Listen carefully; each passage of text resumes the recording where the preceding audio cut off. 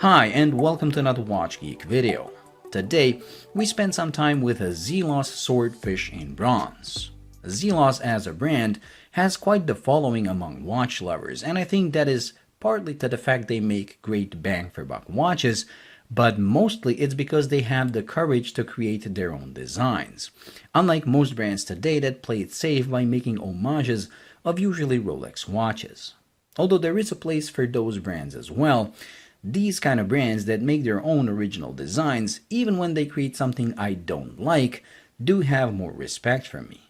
Other than the originality, Zelos also has the courage to do some brave designs, and it's also the case with this. With many angles and surfaces, the watch is anything but dull. Even in the stainless steel version that retails for $299, the watch is a looker. But in my opinion, it really shines when done in bronze. Not only because bronze gives a nice maritime equipment vibe, but also because Zelos actually combines different finishes to the bronze case, something rarely seen on these types of watches. Although most of the watch is brushed, these Omega-styled inner lugs and top of the crown guards are polished, giving the watch just a slight amount of bling while not going over the top. The size of the watch is also hitting a pretty good balance. It commands a large wrist presence with a 42mm diameter, but at the same time it's pretty wearable on even smaller wrists thanks to a very reasonable lug-to-lug of 47.5. I mean, I have 39mm watches that have a longer lug-to-lug than this. Like that wasn't enough, the lugs have a steep angle downwards, making them look even better on a smaller wrist than a large one. The thickness is the only dimension that borders with being too much at 13.7, but on a bronze watch, it kinda adds to the charm.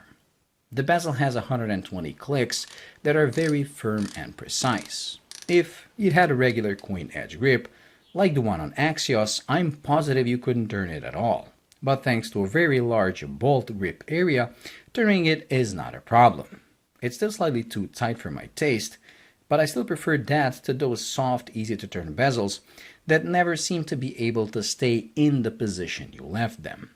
The insert is ceramic and features loomed markers.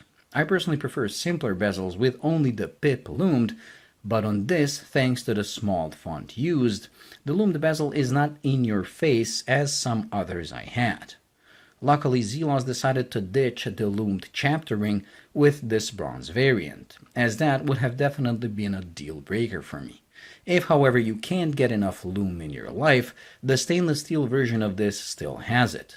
When it comes to hands and markers, thanks to the excellent loom used and the huge loom area, reading this watch in any condition is as easy as it can get. Other dial variants come with a sandwich-type markers, which are cooler than these regular ones, but this striking Meteorite blue doesn't have the sandwich option, and I really wanted this dial. I can honestly say the complexity and the beauty of this finish and color of the dial more than compensates for the lack of the sandwich. This has to be one of the nicest dials I have seen in my life, and makes Spinnaker and their textured dials look cheap and like plastic. The use of a flat sapphire crystal means you can enjoy it fully, as most of the times it seems like the crystal is not even there, like you can reach inside and touch the dial and markers. It is one of the best features of a well-made flat sapphire, something that is often overlooked in today's world obsessed with vintage-inspired domed and double-domed crystals. I'm also happy Zelos kept inscriptions to a minimum, with an applied Zelos logo at 12 and 2 lines of text at 6. When you have such a nice dial, let it shine on its own. Don't clutter it with unnecessary text. So kudos to Zelos for realizing that.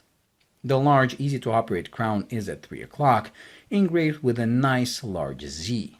Because this variant of the watch uses a Seiko NH35 movement, even though it doesn't show you the date function, I think it is still there, as the crown has 3 positions.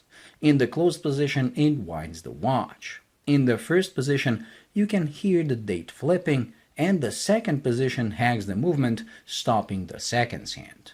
There's nothing wrong with that, but it does diminish the feeling of luxury and exclusivity if you will, as you know the movement hasn't been modified for this watch, but just inserted as is. If you're bothered by it too much, or if you want something more Swiss, this watch does come with an optional ETA 2892 movement at a $300 premium. The only downside of it is that it only comes with a date function, and although date function is very useful, there is something cool and beautiful with a no-date watch like this. So to conclude, Zelos Swordfish is a very attractive and originally designed watch that offers great value for money depending on the variant you choose. The best value is offered at $299 for a basic stainless steel version with a regular dial, and $349 for the same watch done in bronze. If, however, you want these cool Meteorite dials, the prices go up to $549 for both steel and bronze, while the Swiss-powered ETA 2892 variant will cost you $649 for regular dials and $849 for Meteorite dials. If we compare that to the Spinnaker Tessay Bronze that costs $850 and has almost the same specs, except it comes with a Sellita SW200, which by many is considered a lower grade movement compared to the ETA 2892 used in the Swordfish, this can be considered quite the value proposition, as even the most expensive variant of this is cheaper than the Spinnaker. The value is even greater when you consider the fact that no matter what version you choose, you always get 300 meters of water resistance, a sapphire crystal, and the ceramic bezel insert, with stainless steel versions even coming with a nice bracelet. Zelos got famous for making the best value bronze divers, and with this model they confirmed that status, while still staying original in design. Well, that completes this week's review, so thank you for watching.